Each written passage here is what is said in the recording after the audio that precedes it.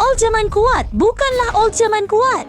Raja Kegelapan Hilbas Rayleigh, karakter gaya mewah. Semua keterampilannya telah terungkap. Sebagai legenda generasi tua, dia dengan tindakan paling sederhana memberitahu semua orang bahawa di hadapan kekuatan sejati, trik dan keterampilan hanyalah ilusi. Sebelum memulai perkenalan, kita harus memahami inti pasif Rayleigh, Raja Kegelapan.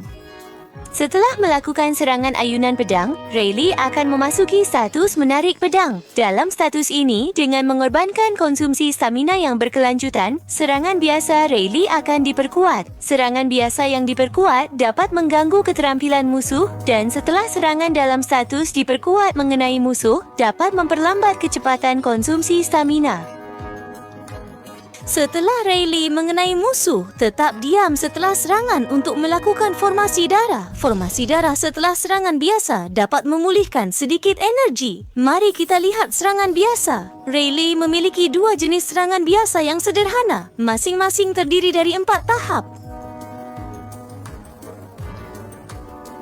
Pertama adalah serangan normal. Tahap pertama setelah menarik pedang adalah serangan ke atas. Tahap kedua adalah tebasan ke bawah. Tahap ketiga adalah serangan beruntun silang dan mengeluarkan 4 gelombang pedang ke depan. Tahap keempat diakhiri dengan tusukan lurus yang sederhana. Dalam keadaan normal, setelah melakukan serangan dengan menarik pedang, Rayleigh akan memasuki keadaan menarik pedang dengan aura yang melingkar.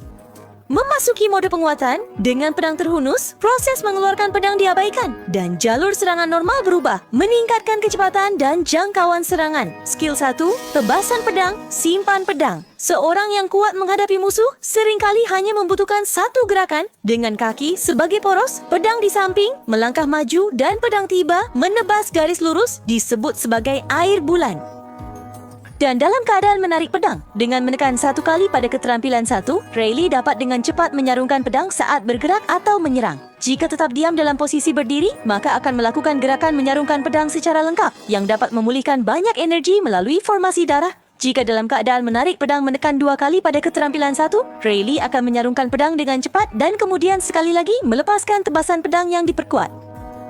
Penguatan tebasan pedang dapat menangkap musuh. Saat menyelesaikan gerakan menyarungkan pedang, akan ada penilaian blokir singkat. Jika berhasil memblokir, maka akan memulihkan sejumlah energi dan dapat dengan cepat menghubungkan serangan tusukan biasa atau serangan pedang.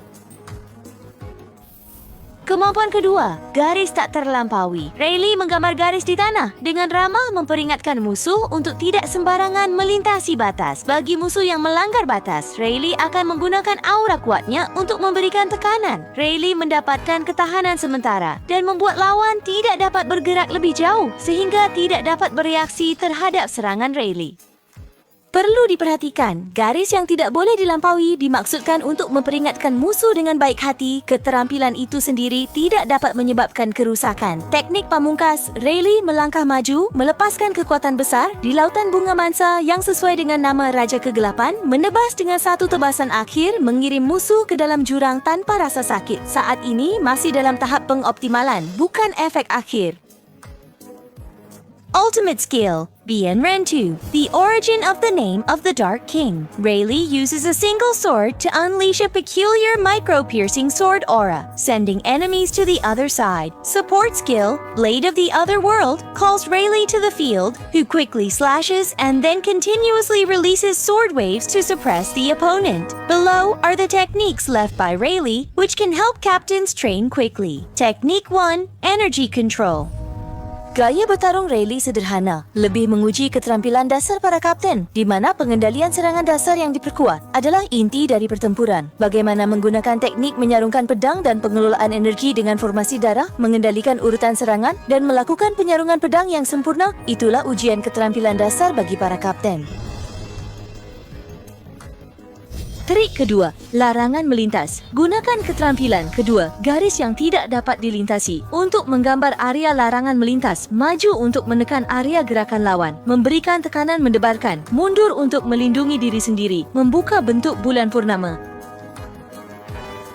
1. Cara konvensional tidak dapat menembus garis yang digambar oleh Rayleigh. Baik itu perpindahan, teleportasi atau penerbangan elemen tidak dapat melintasinya. 2. Musuh yang berulang kali melintasi garis dapat memicu efek tekanan berkali-kali. Jika musuh tidak ingin, maka bantu mereka untuk ingin. Keyakinan yang teguh, itulah kekuatan yang sesungguhnya.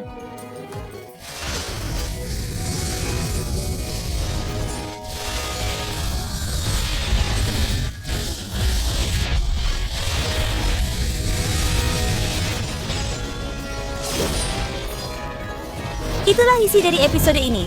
Ikuti Sucrose, lebih banyak informasi teman sedang dalam perjalanan. Kita bertemu lagi di video berikutnya.